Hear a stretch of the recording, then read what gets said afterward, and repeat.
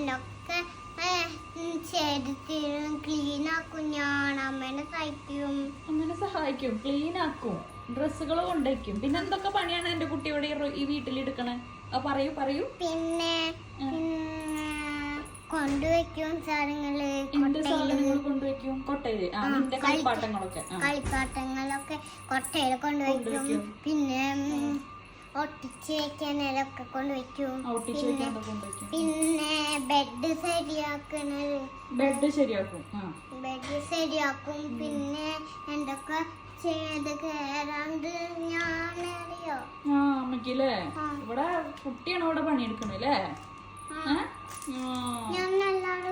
അമ്മേനെ സഹായിക്കാൻ കുട്ടി മാത്രമേ അല്ലേ?